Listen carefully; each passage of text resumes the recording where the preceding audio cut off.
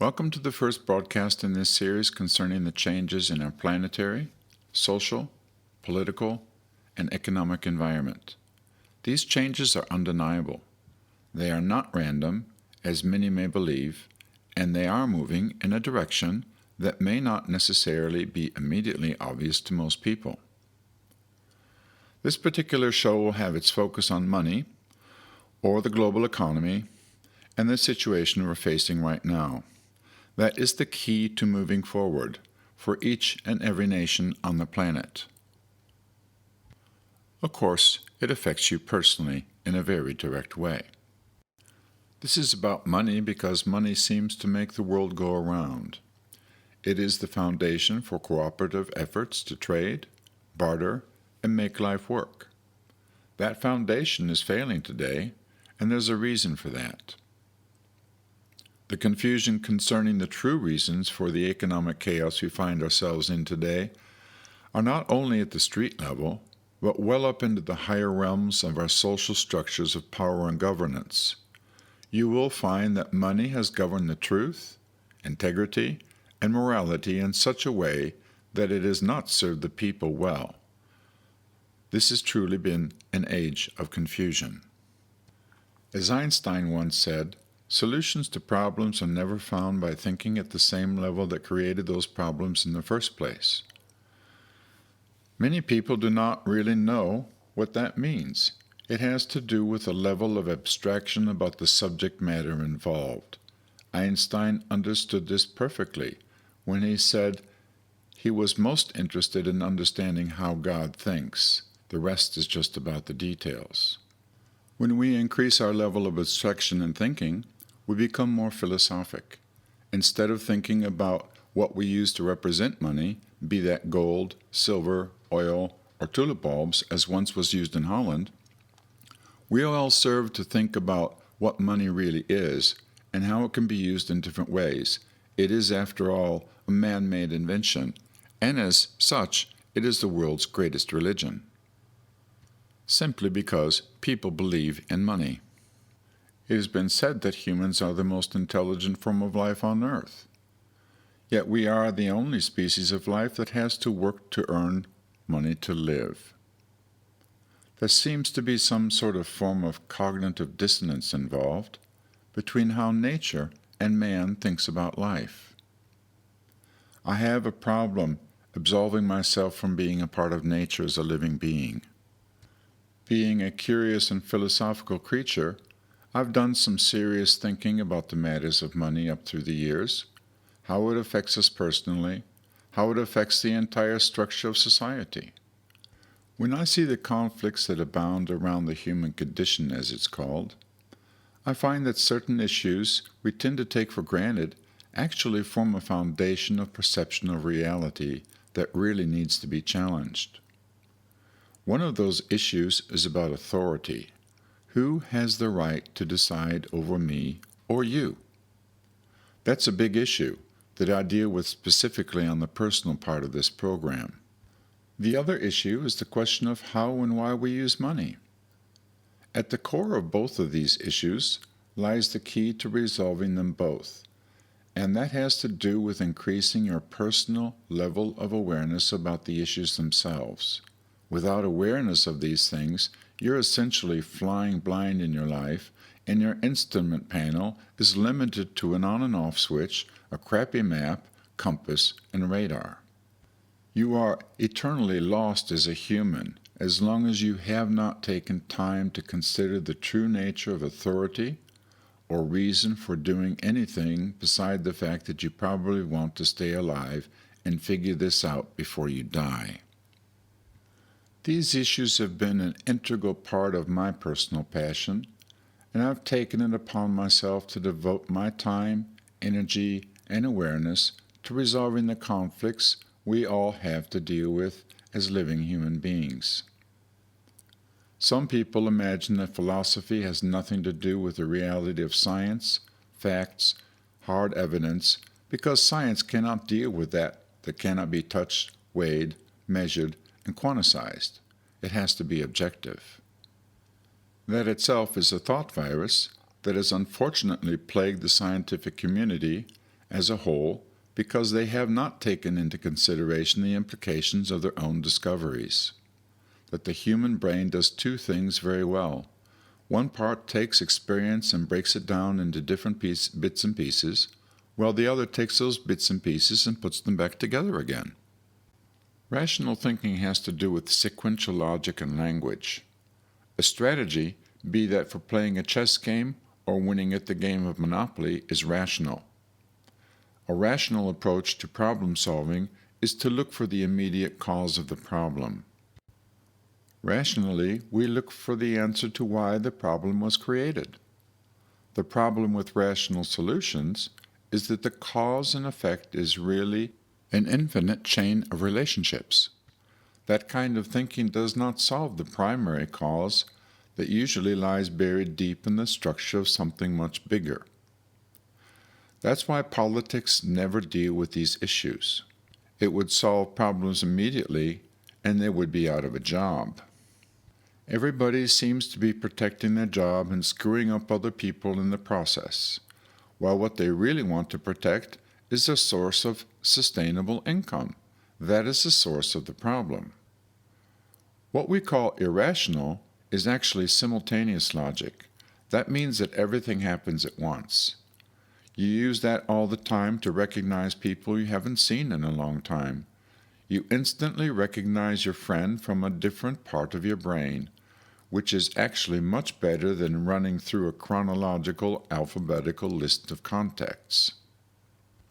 So let's really be scientific when we talk about philosophy. We are really talking about right brain science. The ability to understand both aspects of life demands that your brain hardware is clinically hardwired together and your software is up to date.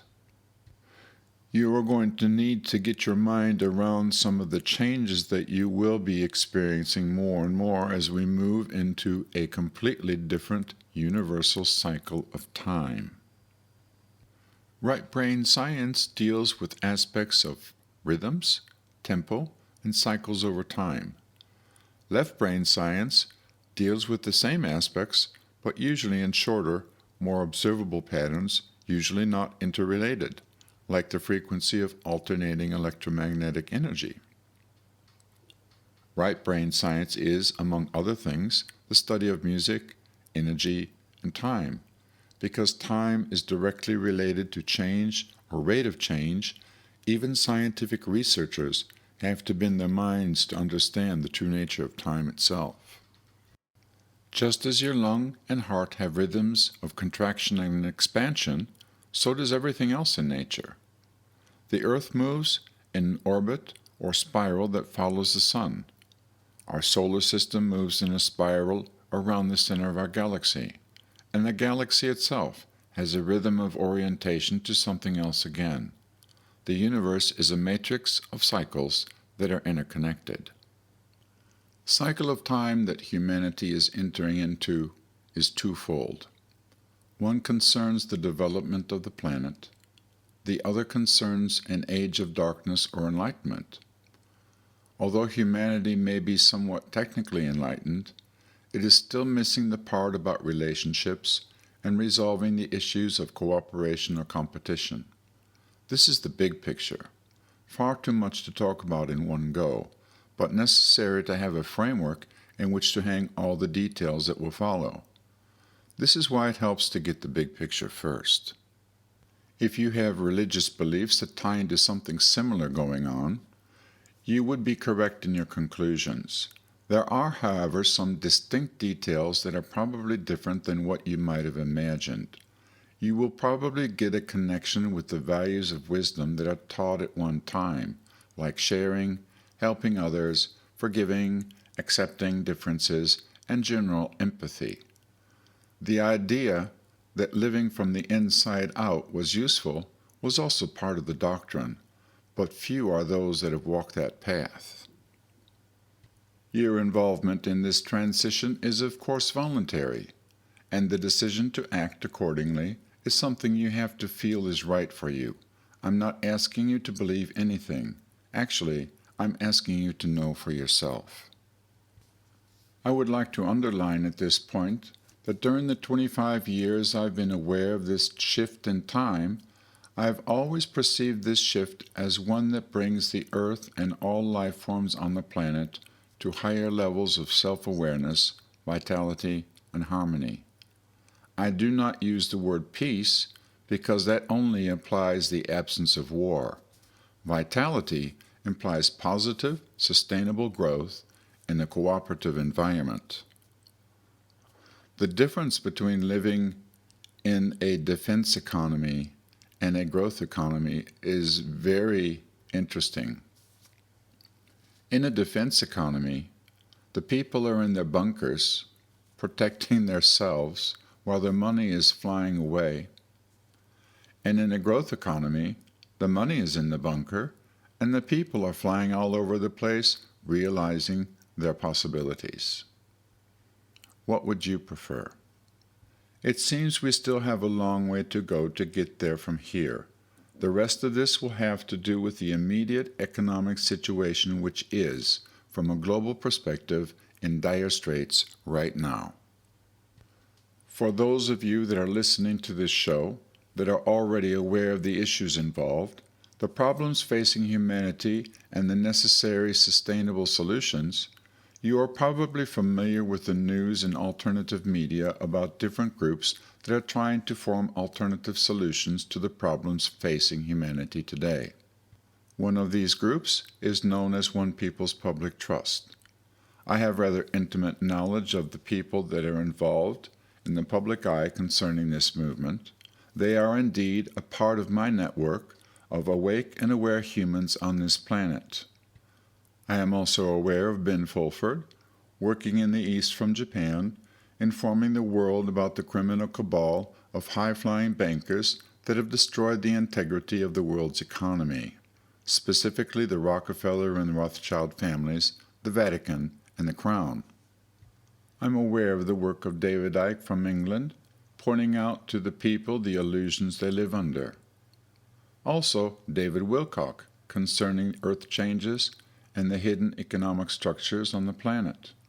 I'm also aware of Drake and the global freedom movement that he represents in the United States, and his involvement with Keenan and their work to release prosperity funds through the family members of the elders, of which I will speak more later. In addition to these groups and individuals, I am fully aware of the fact that people from around the planet in every nation have become awake to the fact that something is very wrong with the premise or paradigm that we operate with on this earth. I'm talking about a paradigm shift that is much bigger than when the world was flat. This paradigm shift has to do with the interconnections and relationships. That we need our differences, and we need our collective interrelationships to enable ourselves as individuals and the collective to reach a higher hidden potential. One of my connections to the network of people working toward the same collective intention is the rightful owner of the Bank of International Settlements, BIS. His name is Adnan Sakli, and he is probably one of the biggest mysteries and sources of hidden secrets on this planet. I've had the privilege of getting to know who he is, what he's done, how he thinks, what he knows, and what his visions are for the people on this planet, those that want to cooperate. I have negotiated conference calls between Adnan Sakli, One People's Public Trust, and Drake, and there's been a lot of information sharing and time spent cross-checking data. These meetings have been cordial, but so far without mutual direct cooperation between the groups. In December last year, I was informed that David Wilcock was representing Vatican interests. Shortly thereafter, David went public with the same announcement. When it concerns Fulford and Keenan, the issues revolve around who has the legal signatory rights to the Dragon Gold reserves. Due diligence is a key to maintaining integrity of any plan, and knowledge of the truth is vital to navigate in difficult territory. I've done my due diligence in maintaining the integrity of the information that I provide. When it comes to Mr. Adnan Sakli, We have spent many hours in conversation and messages since the end of November last year. I have been provided with registered court evidence documents used to prove his identity concerning accounts on the institutional banking screens. We have talked with video. I have a photocopy of his passport. His identity has been screened through one of the best international security agencies, and he was confirmed first after access to institutional banking screens. Through his life experience and extended knowledge of those that have gone before him, and in cooperation with the original elders, his knowledge and experience with global international banking, funding, and financing is difficult to surpass. He has beaten the cabal at their own game, and they are sore losers. Mr. Sockley is not a normal person. He does not play games. He has a big problem with lies, and he demands to know the truth. He thinks for himself, and he does his own research. When he has ideas, he goes to people that knows the details of the science involved. Having been involved with funding of projects like Area 51 and the Department of Defense, he has access to the results of the investments. He has built on that knowledge. The difference between scientific and technological development with Adnan Sockley and the powers that be is that one is looking to benefit mankind and the other is looking to control and repress. The consequences of the existing repression holding humanity from free expression of their potential to be economic slaves to a meaningless consumer treadmill of garbage are so grave not only for the earth but for the greater part of the universe that this has to stop. The situation is difficult now because most of humanity has been conditioned to what I call normal, as the best we can do, and that's an outright lie. Due to the state of the world at the moment, the immense pollution of our bodies and the environment, as well as the minds of the greater population, certain cycles of readjustment are needed to get humanity back on track as a whole. Those that already understand the principles involved are expected to help those that do not to come on board as a collective effort. Mr. Sockley sees efforts such as One People's Public Trust to be a diversion from the realities of the need for a strategy that involves the entire planet and not just a few.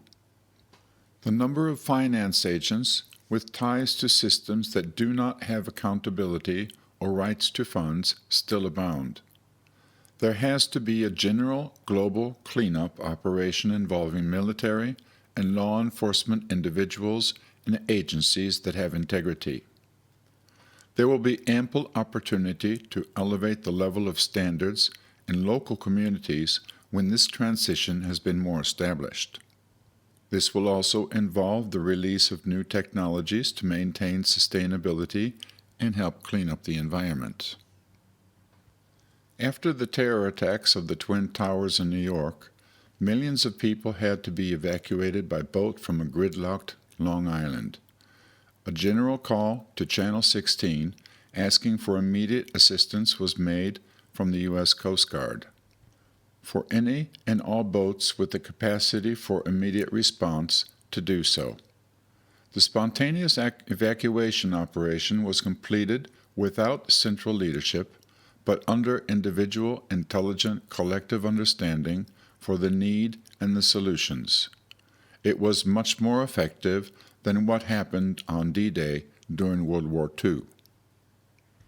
There is a long way to go from here to there from our present state without something like that happening spontaneously in at least some nations. On Monday, I was provided with a press release from Mr. Adnan Sockley, which I will read shortly. It is direct and to the point. The facts are stated, and historians can check the data. The message is sent to those wondering how one man got to be the owner of BIS, why, and how the economy is the way it is. Mr. Sockley's immediate concerns are to initiate an open process that involves, first of all, the return to or establishment of a sovereign constitutional governance under civil law with responsible leaders that can demonstrate that they are structured and able to take care of their nation, their people, and their neighbors. He will support that process economically and do so immediately under certain conditions. That process has to be ordered and under the respect for informed free will. The truth has to be known. It is free will to accept or deny and live with those choices. The present governmental leadership forms are struggling to find their way to integrity. They are finding it difficult to recognize that the only escape to their dilemma is outside of the scope of their awareness. That is otherwise known as the box. It has always been known that wisdom is the greatest way-shower in life. It has not, however, been within the scope of present leadership capabilities because power has traditionally succeeded wisdom, and with that also greed and competition. It is now time to find and accept those with wisdom that can show the way. Those people are usually not your celebrities, agents, and power players, but those that are behind the scenes and off the stage, not participating too deeply in the game. This is, therefore, not just about politics or banking, it's much bigger than that. Due to the fact that money has always been in the hands of the privileged few, it has been distributed and managed as they see fit. It has been their invention. As such, money has usually been distributed as debt from the bank. With intelligent management, that system can create a well-structured society that thrives. Money can be issued as credit, like something you deserve because you're alive. When technology becomes available that provides you with more or less free energy, there is all reason to assume that money will someday become a thing of the past. This is the reality you now face. You can make this kind of reality possible if you're willing to do something to get there. That means changing how you do things. It means that you have to think before you act and figure out if what you're really doing is creating negative value for others or positive value. This is especially true of all law enforcement and military agents that have intentions to remain lawful. Your true mission is to act as a responsible immune response system to any activity that is not actively or passively supporting the vitality of the whole. That means someone or something that has an agenda that does not support vitality. You need to remember that your mission is to protect the ability to maintain long-term sustainability for all, not to destroy the planet or the people. Millions of people are probably asking the question, why didn't this happen sooner? I too have asked that question. The answer I got is something that I know to be the truth. It has to do with saving as many lives as possible. Any quicker, and there would have been more bloodshed. This has to be a process that is peaceful as possible and lawful wherever possible. That being said, this is the release from Mr. Adnan Sakli.